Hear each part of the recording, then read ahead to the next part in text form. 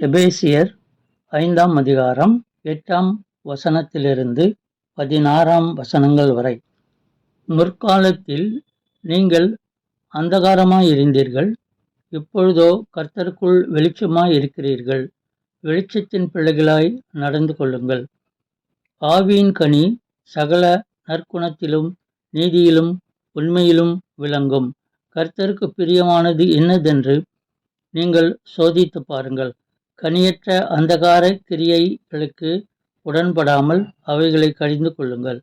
அவர்களால் ஒளிப்பிடத்தில் செய்யப்படும் கிரியைகளை சொல்லுகிறதும் அவலட்சணமாயிருக்கிறது.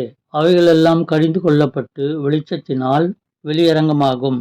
வெளியரங்கமாக்குகிறதெல்லாம் வெளிச்சமாயிருக்கிறது. ஆதலால் தூங்குகிற நீ விழித்து மரித்தோரை விட்டு எழுந்திரு, அப்பொழுது கிறிஸ்து உன்னை பிரகாசிப்பார் என்று சொல்லியிருக்கிறார். ஆனபடியினாலே நீங்கள் ஞானமற்றவர்களைப் போல நடவாமல் ஞானமுள்ளவர்களைப் போல கவனமாய் நடந்து கொள்ள பார்த்து, நாட்கள் பொல்லாதவைகளானதால் காலத்தை பிரயோஜனப்படுத்திக் கொள்ளுங்கள்.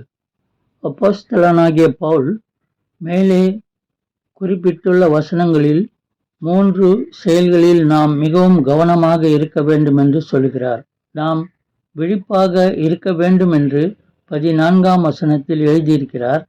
அதாவது, நாம் செய்கிற செயல் வேத வசனத்தின்படி சரியானதா தவறானதா என்பதை தெரிந்து செயல்பட வேண்டும் என்றார். இல்லையேல் வருத்தமே மிஞ்சும். ஞானமுள்ளவர்களைப் போல கவனமாய் நடக்க வேண்டும் என்று 15ஆம் வசனத்தில் சொல்லுகிறார். எந்த ஒரு செயலிலும் கவனமாக இருந்தால் அந்த செயலை நாம் சரியாக செய்து வெற்றியை காணலாம். நாட்கள் பொல்லாதவைகளானதால் காலத்தை பிரயோஜனப்படுத்திக் கொள்ள வேண்டும் என்றார். எதையும் சரியான நேரத்தில் செய்ய வேண்டும், பிறகு செய்து கொள்ளலாம் என்று நினைத்தால் நம்மால் செய்ய முடியாமல் கூட போகலாம். ஆகவே இயேசுவின் வசனத்தின்படி கவனத்துடன் வாழ்ந்து தேவ சித்தத்தை நிறைவேற்றுவோம். சமாதானமாய் வாழ்வோம். ஜெபம். இயேசுவே, உம்முடைய வசனத்தின்படி வாழ எனக்கு வழிகாட்டும். ஆமேன்.